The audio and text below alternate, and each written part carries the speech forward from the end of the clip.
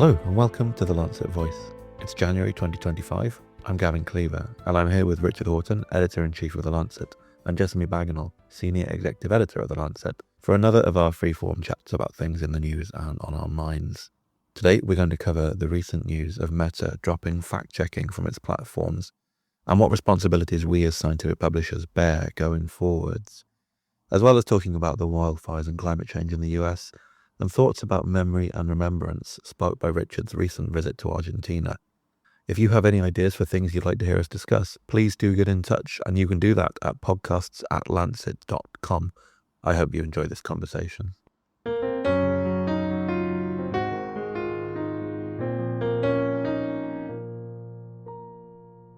Okay, so Lancet Voice 2025. Welcome back, Jessamy and Richard. It's a pleasure to have you back in slightly different surroundings. We're outside of the Lancet's recording studio this time. So I guess if we're looking forward in 2025, Richard, one of the things we might want to talk about is scientific publishing, the future of scientific publishing. I think you had some thoughts you wanted to share on that topic. Yes, thanks. I think we can't escape the decision made by Meta to drop its professional fact checkers from Facebook and the impact that's going to have on science, trust in science and scientific information more broadly. And in all the discussion about Meta's decision, the dimension of the impact of it on science and trust in science hasn't really been thought about so much. It's really extraordinary that the idea that you can replace professional fact checkers and moderators with some user-generated community notes, which is the plan that's outlined, similar to Twitter, X, that in some way is going to be able to protect the validity of information that's on Facebook. It's really remarkable. We're going to see a worsening of misinformation. We're going to see exacerbations in far-right radicalization. We're going to see more anti-migrant and other kinds of hate speech. We're just going to see a dramatic increase in the amount of toxic content on Facebook. We've seen all of those on X since Elon Musk has taken over and, in the name of free speech, removed the alleged censorship of content. Meta says that the whole fact-checking culture has got too complicated, too bureaucratic, that it is indeed censoring content. But what it looks like, and I think what it most probably is the total capitulation to President Trump coming in at the end of January, and a capitulation to the influence of Elon Musk. At this particular time, Meta should be doing much more to moderate content, not pulling back on moderating content. It seems to me that any media company, the Lancet, Meta, X, whatever it might be, what we should be trying to do, all of us, is fostering a healthy public debate in a democratic society. And that means that all of us, and there's not really a distinction, I don't think, between a journal like the journals like we have at the Lancet and an organization like Facebook. We should all have a commitment to the truth. We should all have a commitment to protecting vulnerable groups such as children in society. We should all have a commitment to penalizing hate, coercion, even violence with words. Words can be violent. We should all have a commitment to trying to strengthen trust and credibility. And we should all have a commitment to trying to improve the quality of public deliberation, not just the quantity of it. And that this decision by Meta is such a catastrophic one, given its influence globally, that we're going to roll in an era of what is nothing less than chaos and anarchy into the information space. And part of that is going to be misinformation about science. Whether we're talking about vaccines, whether we're talking about climate, whether we're talking about pandemics, we're just opening the floodgates to an avalanche of, indeed, disinformation, which is going to really contaminate the public debate. And so I think we, in the medical and scientific community, need to be speaking out about this much more strongly than we have done. Do you think Meta ever had much of a commitment to fact-checking? Now, we know obviously they're getting rid of the fact-checkers, but I think also it's worth arguing that Facebook and Instagram have long been vectors of misinformation. They have. I do believe that the Oversight Board has taken the idea of truth and credibility seriously. I do believe that within the limits of the fact that it's a business, Nick Clegg, when he was working there, was genuinely concerned about protecting the reputation of Meta by not allowing the extreme elements of misinformation to flourish. But, Nick Clegg's left or leaving. The Oversight Board hasn't exactly objected in the strongest possible terms to this change in policy. So I think they were committed, but I think it's the accession of Trump 2.0 has just made everybody extremely nervous, and so they are bending to his will in the most frightening way. I think, they committed in the order of millions to fact checker. So that is a commitment for a, financially based company that we know wants to make more and more profits. So I think, regardless of how effective it was, you can certainly say they committed budget, money, personnel. They set up a whole organization of fact checkers or worked with independent fact checkers. So I think you can, there's definitely the commitment there.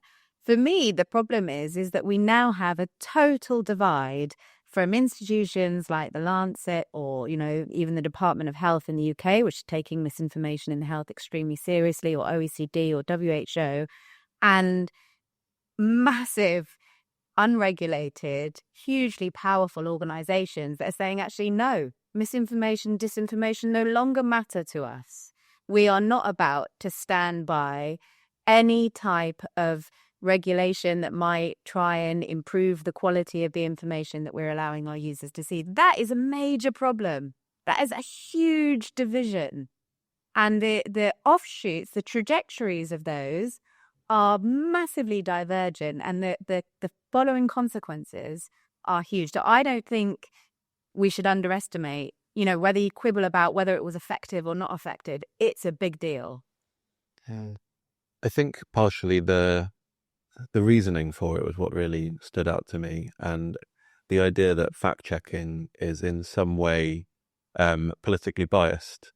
The idea that countering misinformation actually particularly discriminates against Republicans was a lot of the undercurrent of the announcement.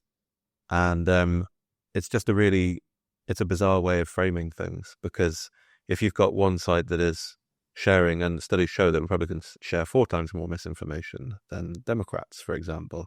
If you've got one side that is oversharing misinformation, it's not then politically motivated to clamp down on misinformation just because one side is the one creating it all. It's a very bizarre set of priorities, and that was really illustrated by, I think Mark Zuckerberg said that they're going to move Meta's fact-checking away from California and had more in Texas, which is isn't going for the middle. It's going from one extreme to the other. But also what scientifically we know about these algorithms. So there's a great study in 2018 in Science which showed that lies spread faster than truth in the order of thousands. And when you know that about your own platform, you know that lies spread faster than truth, that they will get, more attention, that they'll be spread more widely. And then you say, but that's okay. We're not going to try and even limit lies. That's such a huge problem in my view. Mm. Yeah, there was another study that was published last year, actually, that was from Princeton, that was looking at how misinformation sources provoke more outrage amongst users of social media than trustworthy information. And that outrage, people are more willing to spread outrage from misinformation than they are to spread trustworthy content. So the propagation of outrage embedded in misinformation, it spreads so much faster. And that's why you have to have moderators to dampen that down. And if you take the moderators away, now the argument for Meta will be, well, we're just changing who the moderators are. This is now going to be the community is going to moderate. But that's not good enough. I mean, we're all part of the community. And certainly when I look at, I tend not to look at Facebook very much, but when I look at X, then I don't spend my time, I don't have the time to, and I'm not employed to be a moderator, so I don't post user-generated content to moderate what I see. You need professional moderators, a bit like our role as editors, professional editors. If we published every single article that was submitted to the Lancet, we would have chaos and anarchy in the way people thought about health and medicine, and we don't. What we do is we put everything through a peer review process, reject 98% of it, and publish a tiny, tiny proportion. And we do that for a reason, because we're privileging quality over quantity. I'm not saying 98% of comments on Facebook should be moderated, but you'd certainly need to have some kind of oversight process so that you're improving the quality of public deliberation. And I really, there is no qualitative distinction between a scientific journal and Facebook. We're all in the business of publishing information. So what's the responsibility of the organization to ensure the veracity or the quality of that information? Surely that's the first priority. I completely agree. And responsibility was something, that I was going to bring up, because we've seen Meta or Facebook time and again try and remove themselves from responsibility. We're not publishers. We're not newspapers, even though the majority of people are getting their, and when this comes down to it, is what is dangerous and what is not dangerous, what's going to incite violence, what's going to actually physically harm people. We've seen that with the Rohingya crisis. There's good evidence to support any of it. So there is also an issue of responsibility and governance here, which is going to be completely removed. And I take the point that Wikipedia, for example, I think is a good example where there are checkers. I don't really know the ins and outs of the business model or those people that are checking Wikipedia, but it is very factually correct. And almost instantly, it seems, people will change things on Wikipedia. And that's obviously a concept of community, of people actively sort of embraced and committed to the project and willing to dedicate and spend time on that. That's not Facebook. No. Or X. Or X. This is a different project, it's a different setup. And then the other thing I wanted to segue to, which might be too far out there, but I started watching last night this documentary on Netflix about the Jerry Springer show. I don't know if you watched it. I haven't seen it, but I remember the Jerry. You remember the Jerry Springer show? So it's basically all about how they made the Jerry Springer show so famous and how much people loved it. And it's all about lies, emotion, outrage. And although we can sit here and be surprised that mis and disinformation is such a huge problem when we've got social media, actually, when you look back at those Jerry Springer shows of the early 90s, we didn't have really mobile phones. No one was on social media. There was, the internet was just starting. The outrage, the human connection that was born out of these stories, lies, hatred, human suffering was so huge. And now we have this sort of amplifier of it, which nobody is willing to take responsibility of and actually wants to propagate. Well, I think outrage has always engaged people, right? And I think modern social media is built on this concept of engagement, and an algorithm seeks out what people will engage with the most and promotes that to the top of their feed. And when you state it like that, it sounds neutral. But the thing that people engage with the most and most often are the things that outrage them or provoke an immediate response without thinking. And so now we're stuck in this feedback loop of engagement. Social media sites want you to engage with them. They're built for you to engage on them, but the things that people engage with the most are the things that annoy them the most.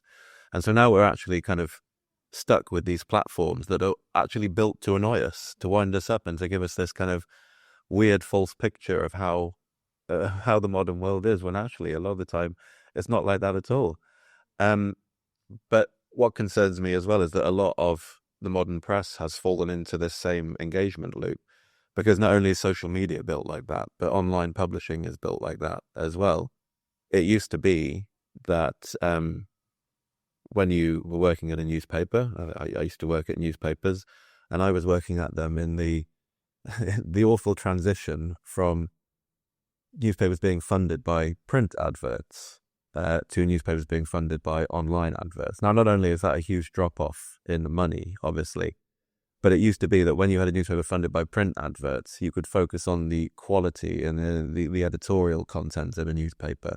Because as much as the circulation mattered, it was still actually, people were buying it for the whole. But now, when you're monitoring everything by how many clicks something receives, you see things like Mail Online, which are built to be absolute just outrage factories. And that's exacerbated by social media, because where do they go to post their content? They go onto Facebook, they go onto X to post those things. So we're all stuck in this engagement loop at the moment, and we're treating the word engagement as if it's something neutral. But as you say, with that Jerry Springer point, it's never been neutral. Yeah. And I suppose from an information integrity point of view, I do think it's, we all use Google now. The two Matts, on that podcast, they were talking about this the other day. When you use Google and it gives you a summary at the top, if you ask it a question, it automatically now brings up a Gen AI, Chat GPT, or, their equivalent Gemini summary of what it is. So like in preparation for this, I was looking at wildfires, right? It brings up. And for my children, that will be fact. But where is that algorithm finding that? And if we now have, OpenAI have just donated to Donald Trump's campaign, and if we now have a tech world which says information integrity is not an issue for us, what does that mean then for the algorithms that are trawling the internet for the next probability-related word and content, and for that statement of trust or truth where we're finding our information? I think it's extremely worrying. Yes, a lot of those AI summaries are literally false. Although a good tip for anyone listening to this podcast is if you type -AI at the end of your Google query, it will not come up at the top. Oh, really? Yeah. That's good. The AI issue is very relevant to, again, scientific journals and scientific information, because quite a lot of journals, and I think we are as well, judging by the letters that I see, are being flooded with AI-generated what would be editorials, comments, or letters from certain parts of the world, with the goal of getting a very quick and easy publication, manipulating citations, and getting a PubMed indexed article under your name. And a lot of these are being published. And some journals have seen literally increases of more than 100% in terms of the number of letters and comments they've been publishing, because they're not having sufficient critical scrutiny of these AI generated, bland, not really saying very much pieces. I don't know why they're publishing them, whether it's associated with article processing charges in some cases, whether it's because they're trying to boost the diversity of their content in some well-meaning way, but the result of which is they're just simply supporting this pretty nefarious practice. So we have to be super careful, because these letters and editorials that are literally flooding the scientific literature right now, we have to stop that, because that is also, it might not be disinformation, but it is going to be misinformation, because we don't know 100% whether these authors actually exist, whether they're institutions, whether they're employed at the institutions they say they're employed at, or anything at all. These are completely fabricated pieces of content that are getting through the net of journals. So you can see how the whole system is amplifying bad content. No moderation at social media companies. Journals not really functioning in the way they should be functioning, so allowing this avalanche of bad content to be published. It's, and then of course the AI processes themselves that generate this content. I mean, it's and the incentives within the academic system that encourages that, because people measure the quantity of publications that you've got, and even a letter in the Lancet is still seen as something that's positive on your CV. But if that letter in the Lancet has been generated by AI and that half the authors don't actually exist and don't work at the institution, we're in a real mess here. I mean, the risks are huge, aren't they? I mean, I think we should just lay them out in terms of health, really. What do you see as the risks, Richard? For your person listening who is a healthcare worker. Well, at the worst end, it's fabricated studies which get into the literature and then into systematic reviews. There's a very interesting, I think it's only a preprint at the moment, but there's a very interesting study done of a bunch of Cochrane reviews. Now, as many people who are listening to this podcast will know, the gold standard systematic review is a Cochrane review. They have books worth of details about on methods about how to do a Cochrane review. And what this group did, they took 60-odd Cochrane reviews and they looked at all of the randomized trials in those Cochrane reviews, and they flagged concerns in a quarter of those trials and serious concerns in about 3% or so of those trials. And what that means is serious concerns means fake studies. So if you've got the world's most reliable database of systematic reviews already infected, up to a quarter of trials in that so-called reliable database already infected with potentially fraudulent or fake studies, then we've basically not just polluted the literature, but the decision-making, without wishing to be overly alarmist, but the decision-making that clinicians then make on the basis of what's meant to be the most reliable totality of evidence available, well, has got seriously big question marks over it. So this has potentially direct impacts on patient care. So that's at the very, very worst end of it. I mean, the odd letter or editorial from somebody who doesn't exist, written by AI or not, isn't good and does create chaos in the literature. But my worry is at the other end, where you could really screw up clinical care. One danger I wanted to talk about before we moved on, actually, as well, that's occurred to me while we've been talking, is that we're talking obviously about moderation on what are public forums. So that's posts on Facebook or Twitter that are available for everyone to see. But actually quite a lot of dangerous extremism and radicalization occurs in these closed wall forums, and we don't really have a solution for that. apps like Telegram, which can be run by extremely nefarious people, have no oversight whatsoever, but can have closed wall forums of thousands and thousands and thousands of people. And we saw the outcome of quite a lot of that in the recent riots in the UK, for example, lots of which were organized by Telegram groups, some of which I have no doubt were infiltrated by foreign bodies, for example. But Meta still has an issue with those as well, because Meta is full of closed groups of thousands of people that have no moderators, or if it does, it has moderators who are part of the community. When you say closed groups, just to explain, because I haven't heard that before, what is a closed group? You have to apply to join. Like invite only. And so the posts will not appear in your feed unless you're a member of that group. But what that does is that everyone inside the group just starts winding each other up. Yeah. And so they become more and more and more radicalized. Yeah. And actually, this is where so many of the problems arise from. A lot of medical misinformation was shared during the COVID pandemic, for example, in closed groups that were called things like, concerned parents for COVID. Yeah. It was like that. There's the Children's Defence Fund as an example, which sounds very meritorious, but isn't.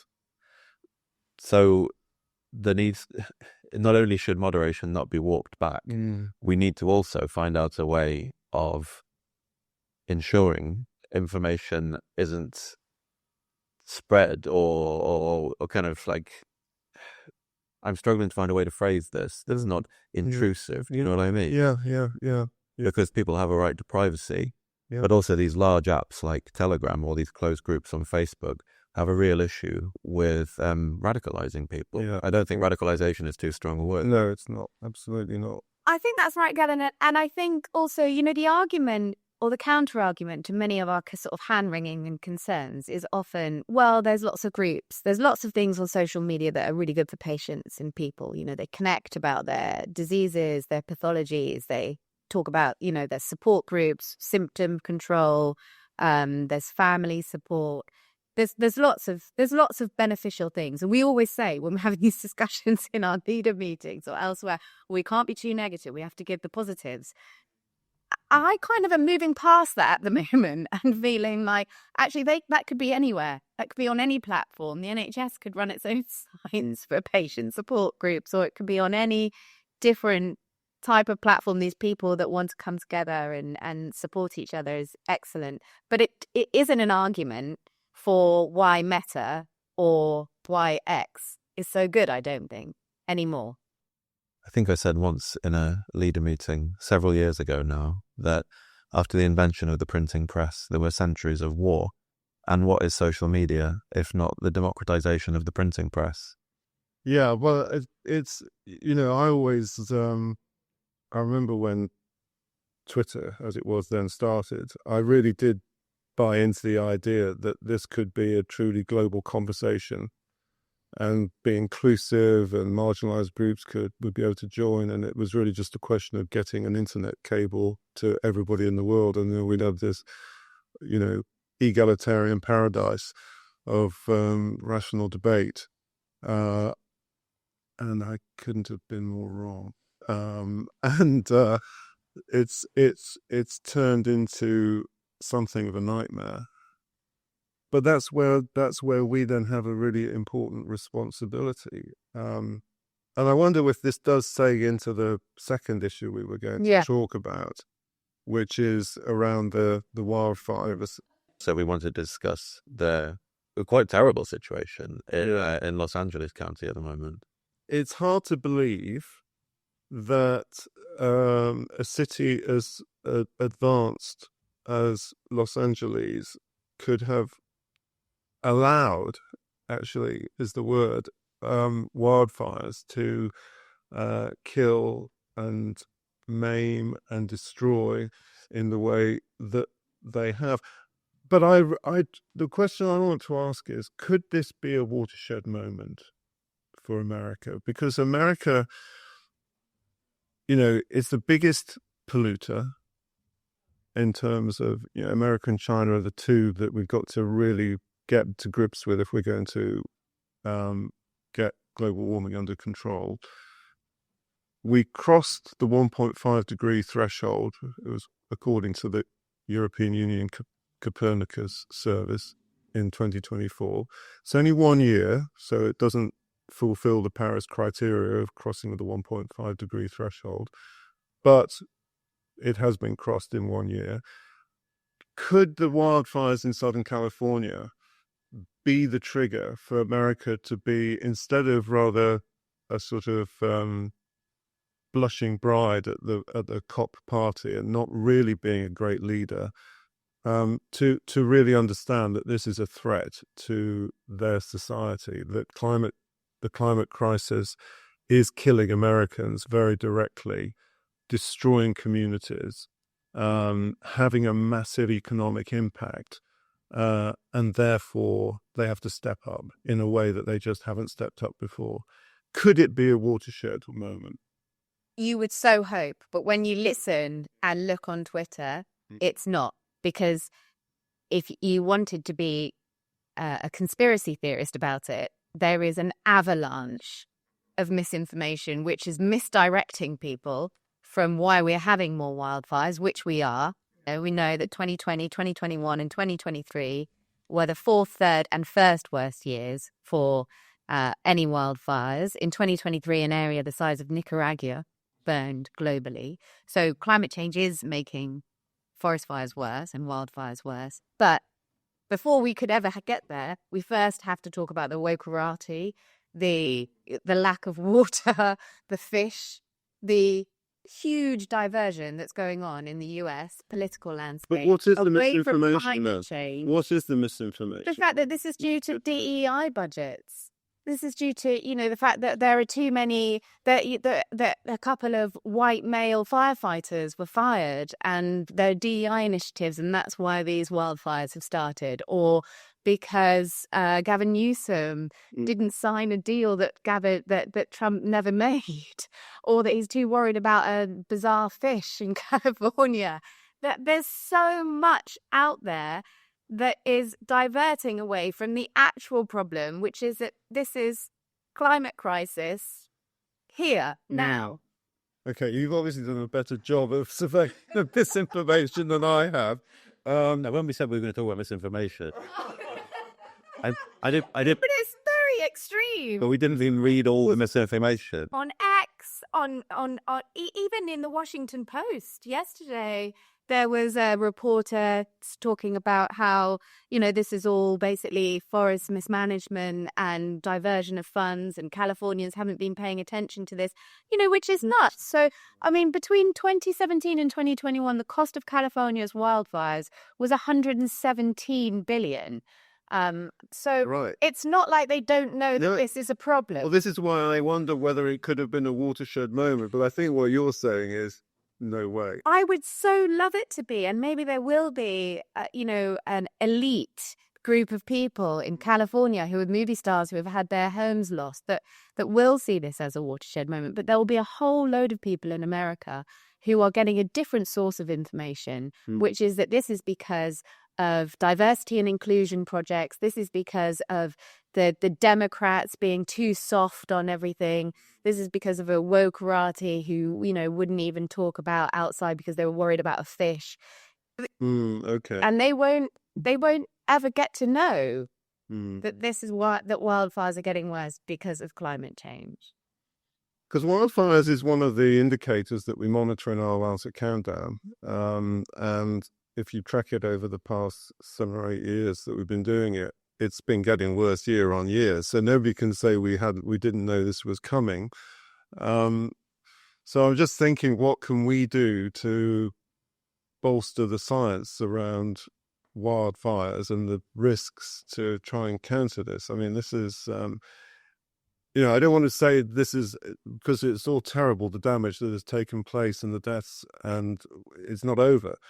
But there is an important moment here that we could we step in and try and help counter this this tirade that you're describing. I'm just wondering whether our countdown initiative might be something that could make a contribution, because with the Trump regime coming in later this month, I don't know who's going to be their climate change czar, who's going to replace John Kerry, who did such a, pretty Amazing. fabulous job, actually, Tireless. unbelievably, is really, really important. Because if America doesn't step up, nobody else will. China certainly won't.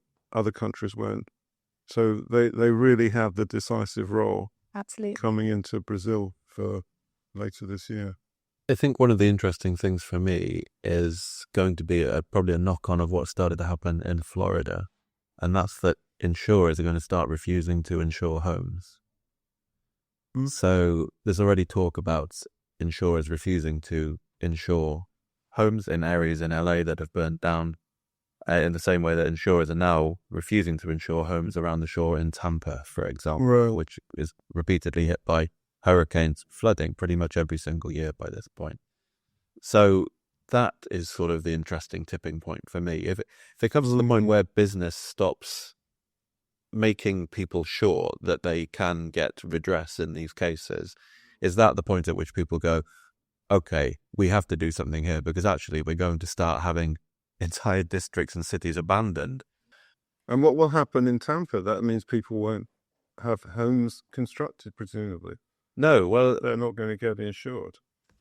people won't have homes constructed, but it almost needs a few years to work itself out, because you're going to have people stuck there who can't sell their houses or the land that the houses are on, because people won't buy it if they don't have the possibility of getting insurance then subsequently. So it then becomes a question of what do we do with these places? And then you'd hope that that was followed up by a larger investigation as to why these things keep happening. Well, I mean, the Republican, are already saying that they'll withhold aid and funds to California because it's a democratic state, even though they got 6 million votes. Almost 6 million people that voted for Republicans in California. So there's going to be a lot of that. Trouble is, I mean, I don't know if you've seen the film Civil War. It was a film, I think. It's a California breaking away. Well, it's America splitting into two, and it's done. Canada, Greenland.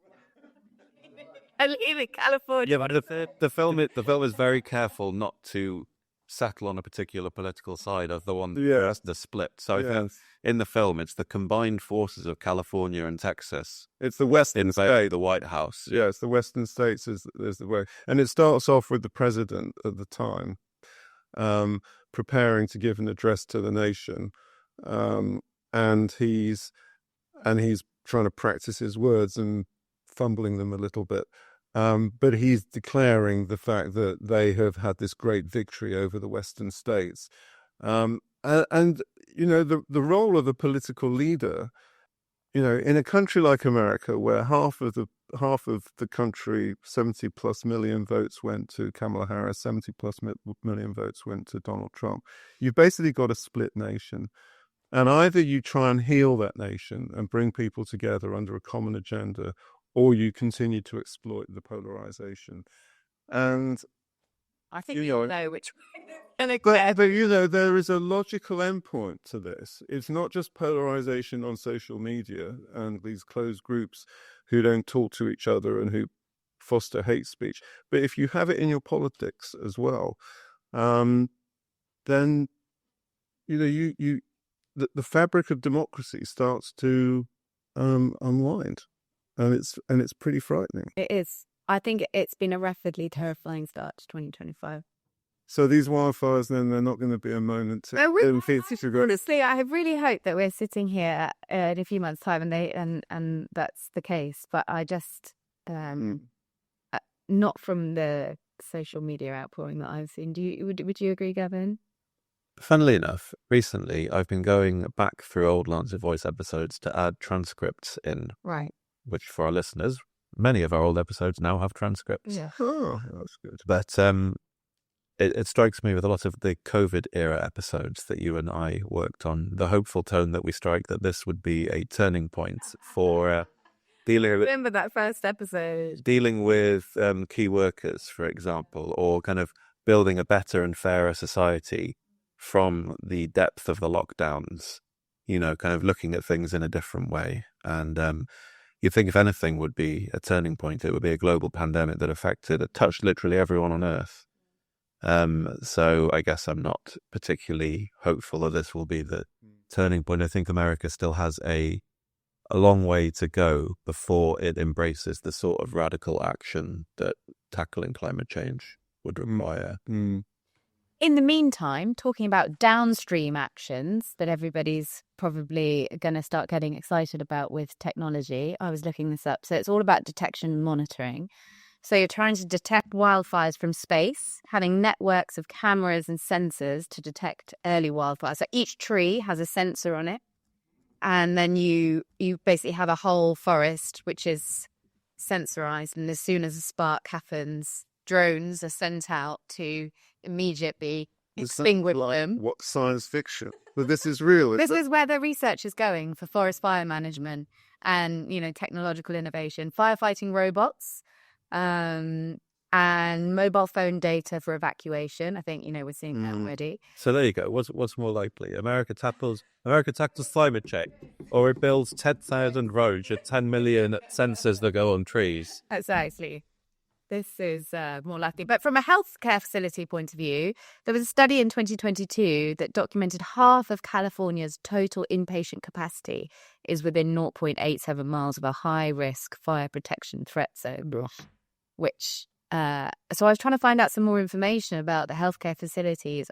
From yesterday, it looked like more than 700 people have been evacuated from care homes and hospitals, and a few clinics have been totally shut down or even... But, that study from 2022 suggests a much bigger problem, 0.87 miles of a, It all feels a bit depressing, doesn't it?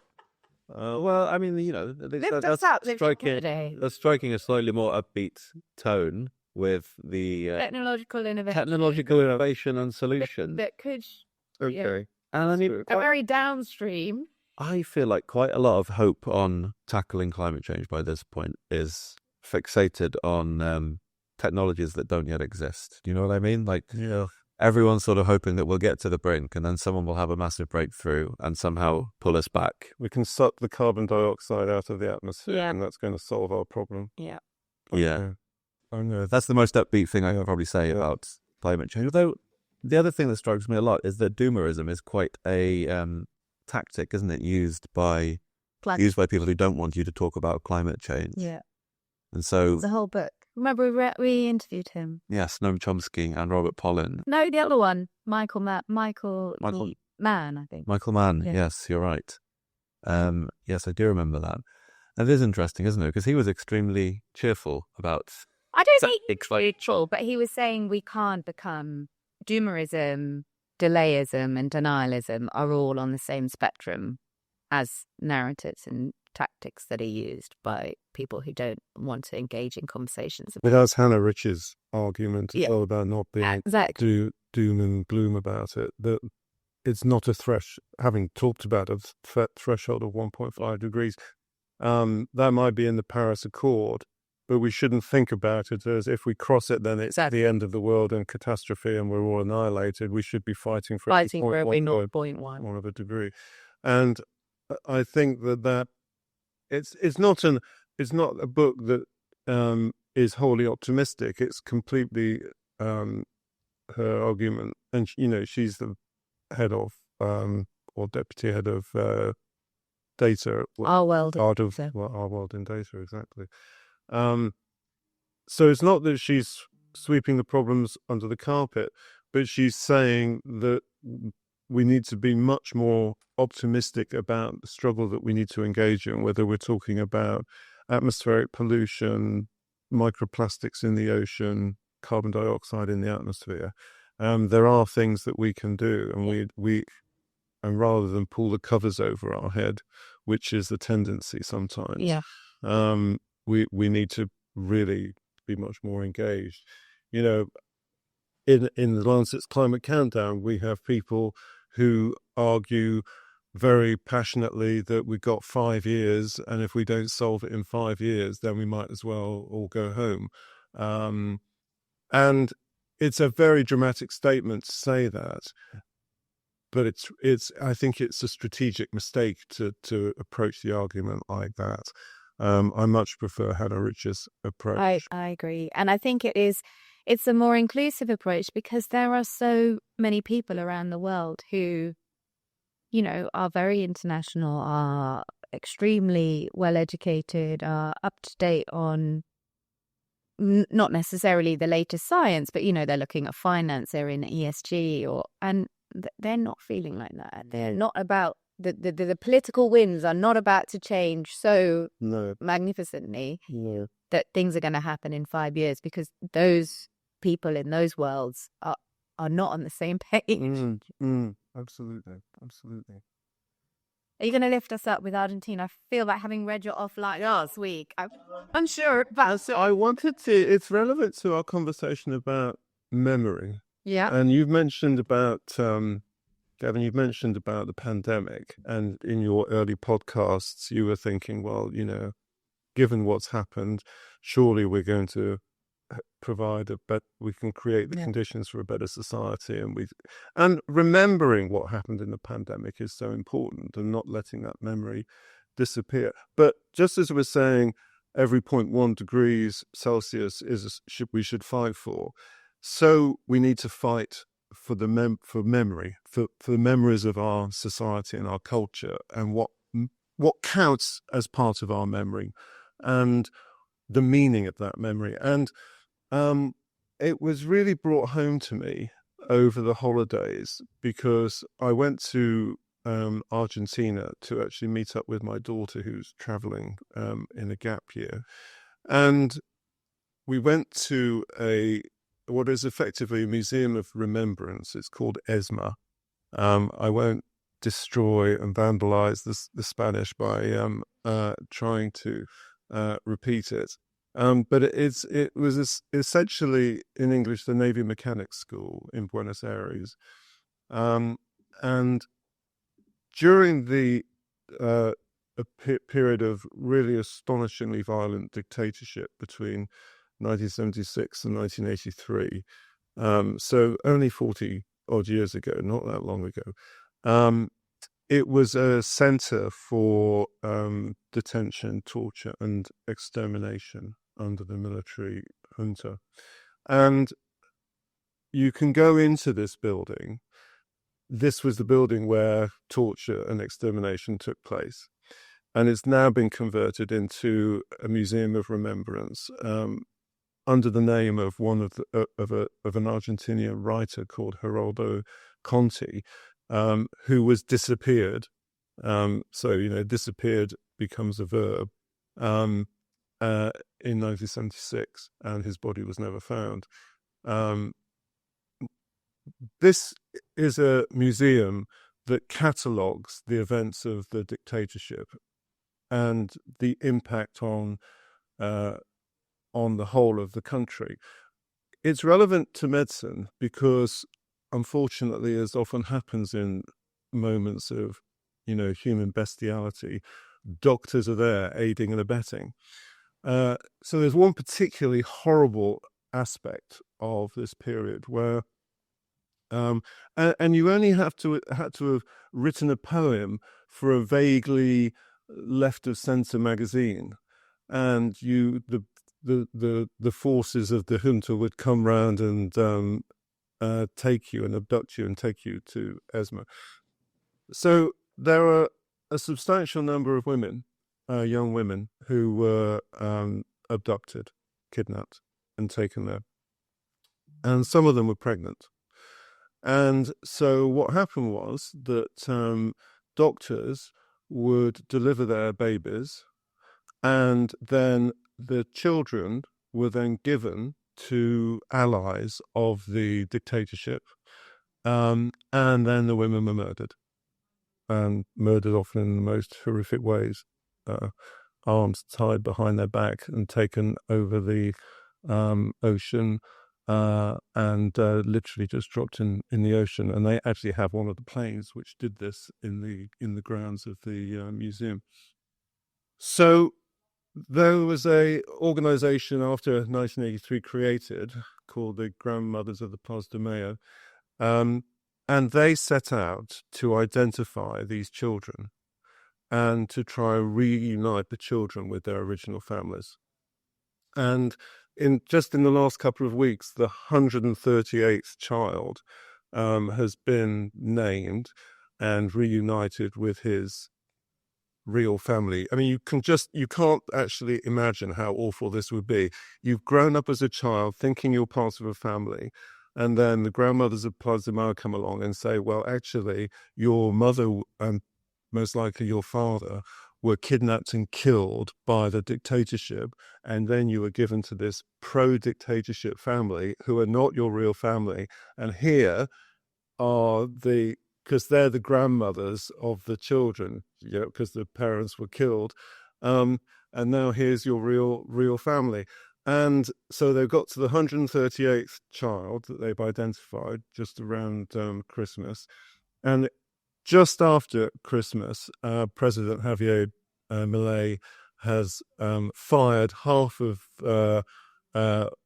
workers who work in these remembrance sites, in these museums, the sort of National Memory Archive. And indeed, I visited the Geraldo Conti Centre on December the 27th.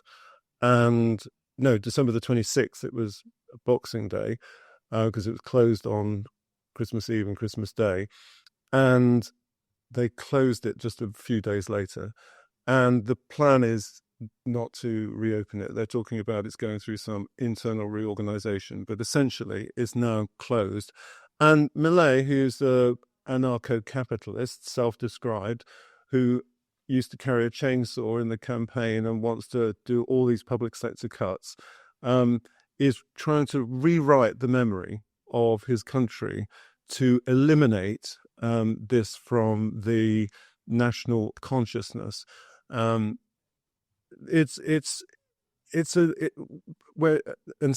then there have been protests in the streets, but in Argentina right now there is this real social struggle for the memory of the country, and what counts as the memory? What lessons do we learn from this dictatorship? The Malay argument is that it's called the two demons, that there were guerrillas who were anti-government and the government was simply trying to bring order to the situation. But there was an investigation after 1983 which showed that this was completely false, that the military dictatorship is one of the most violent military dictatorships in the history of humankind. But that, even 40 years on now, is being fought for. So memory is an incredible, and the medicine bit's important, because some of these doctors who aided and abetted the dictatorship and the deaths of people, they did actually end up going to trial, were convicted, but some didn't. So, the complicity of our profession, which we feel so much for, is really central to this debate about the struggle about memory. So it's really interesting, this concept of how we think about the past and how we bring the past to the present in the context of human rights, health, and the responsibility of health professionals, and our professional so-called moral codes, which we seem to very easily give up in times of crisis. So yes, I only wanted to bring it to the table because I do think that it's very relevant to all countries. Every country has a history, and how we take that history into the present is so important for us to think about those lessons. I mean, for us, we can talk about it as our history of imperialism, or more recently, the pandemic, and what lessons are there for our society. And it's really important not to take that for granted. And I guess I hadn't really seen it up. So it took going to another country and seeing the literally the terror that existed between 76 and 83, and still there's this fight over what it means, to really bring home that's, we all face that in whatever nation. I think it's so relevant for now, because it does also feel that we're at a slight inflection point, in that we've there was so much remembrance about World War II, and the whole multilateral organization and structure of our world was set up geared towards that. We all acknowledge that it's by no means perfect and it needs to change. It needs to move into the 21st century. But what we have at the moment are people like Elon Musk speaking to ADF in Germany, roots in Nazism, wanting to erase that memory as a reaction to the fact that these structures are not working for a 21st century, rather than constructively saying we need to keep that memory. That doesn't, the things that have happened in the past are still relevant. Which party, whether where you have come from, is still important. It's just that we need to move forward to a new time. And I feel that there are lots of people who are trying to rewrite the last 70, 80, 90, 100 years, because we all acknowledge that things do need to change. We're facing all of these major global crises. We've had systems that have not been as fair as they could have been. But it's the way that different strands are doing that I think is very concerning. And that particular example seems quite symptomatic of a lot of actions that are going on globally. Yeah, I mean, really every country, history is living. France, Jean-Marie Le Pen dies, and you've got Marine Le Pen. She got a third of seats in the parliament, and Jordan Bardella is leading Rassemblement National, and could be the next prime minister. Or president, rather, next president. I mean, it's absolutely frightening where we're at. And if you don't take the history, a party that was born out of being Lancet, and keep it alive, really, really keep it alive. And again, I think that, I feel very much that, we've been around for 200 years. We're part of that national memory archive that every country has.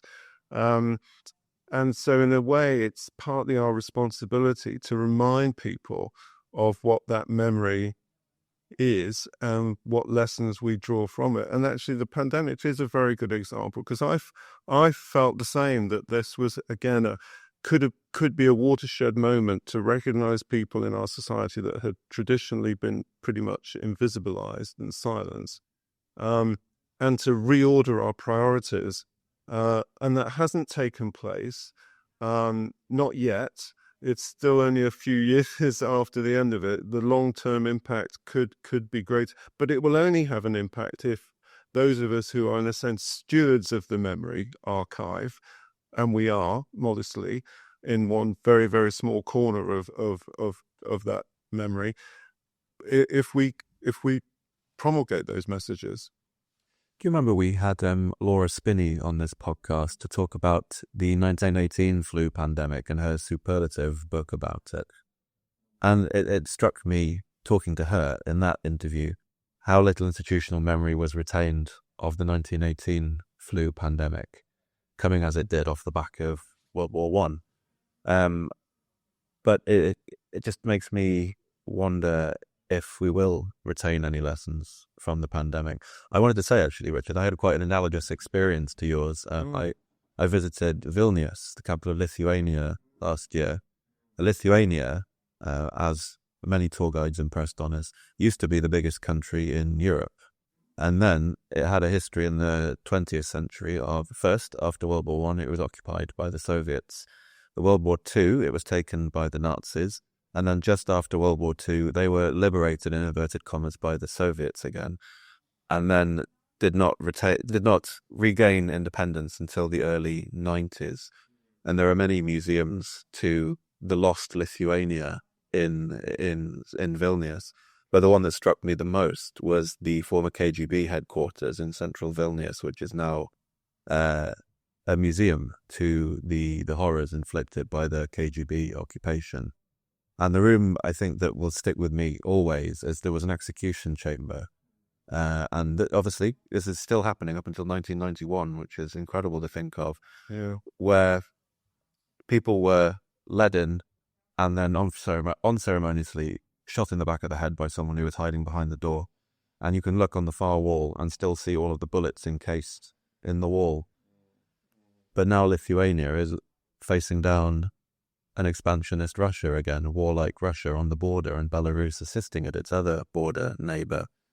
I think the talk about memory is... Do they hold that memory as very much part of their current identity? I'd say it's the central part. It's the central. I only spent a week in Lithuania, and so I don't speak to the people of Lithuania, but I'd say it's the central part of their identity, and a sort of fury as to what was lost for almost the entirety of the 20th century. Yeah.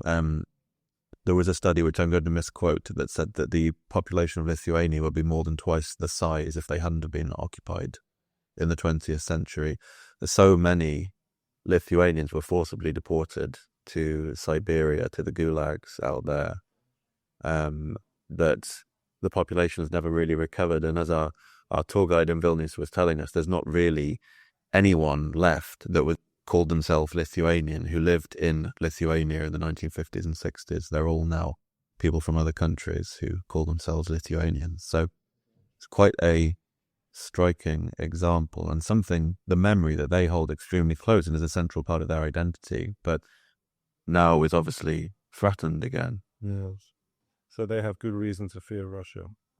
Yes, all the Baltic states do. I've also visited Tallinn, which has some very similar museums and exhibitions in the centre, and these huge, gigantic, sprawling prisons that the Soviets built in these Baltic states. It's incredibly striking. It sometimes makes me think of, there was the philosopher George Hegel, who used to say that societies eventually lost their memory and went sterile, and that's the point at which war comes onto the agenda again. He said that societies needed the rod of war to stir them up and to create these institutional memories, and then at that point everyone is so horror-struck by the war and the inhumanities of man that peace can descend, we'll build the institutions properly, and everyone's nice to each other again. I'd like to apologise from my PhD supervisor for that reading of George Hegel. Professor Haddock, if you're out there, I'm sorry, but yeah. But it's very interesting to look at the role, and again, also in health, of a country like Japan. After the dropping of the bombs in Hiroshima and Nagasaki, a very, very aggressive nation with a very, very aggressive and brutal army, very quickly turned into one of the chief advocates of peace in the world. And also, there has been an incredibly strong and valuable tradition of promoting health and universal health coverage. Universal health coverage was achieved in Japan in 1961. The commitment of a country coming out of war, turning its side, using its memory to, in a sense, recreate its identity in the world, both at home and also in the rest of the world, is remarkable. And certainly in global health, people from Japan have been some of the leading advocates for universal health coverage because of their achievement. They've been one of the most innovative nations in terms of building a social care system with their long-term health insurance. And that memory of war is still very, very much informs the way they see themselves in the world, and the contribution that they wish to make in the world is very much informed by that history.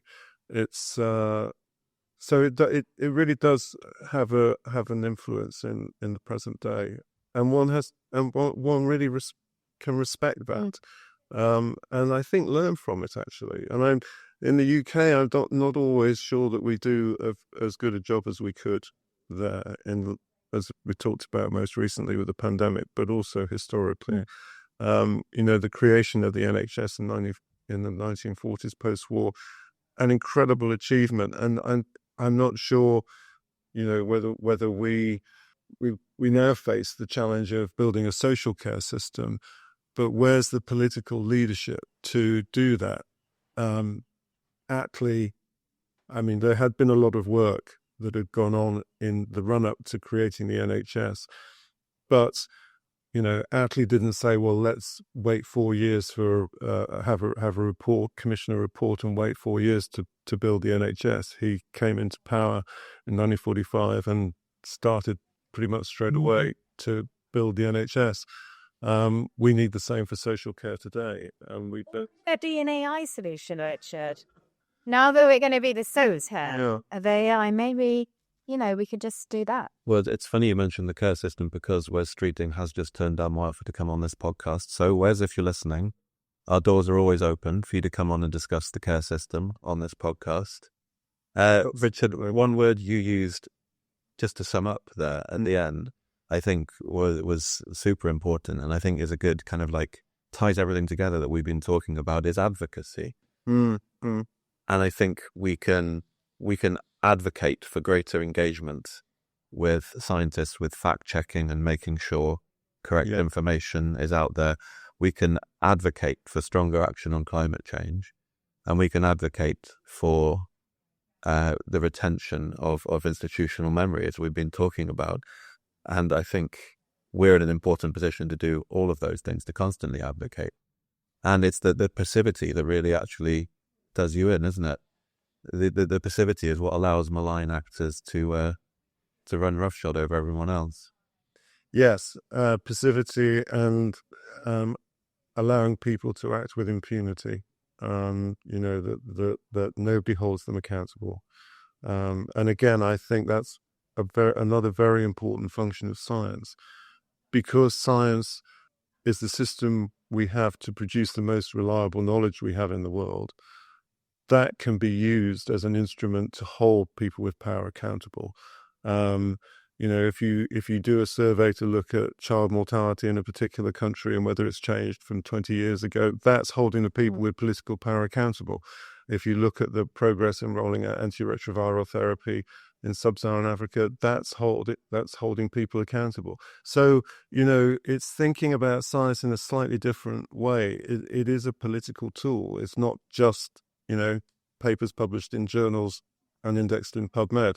But I think that's how we as editors should be thinking about it, using the closest we can get to truth as a force for social advance, which that ties all three together. Oh, there you go. There you go. That'll be a good spot to end on in that case. And I'd like to advocate that our listeners join us again next time. Thank you, Richard and Jessamy, as ever, for this chat. Thank you. Thank you.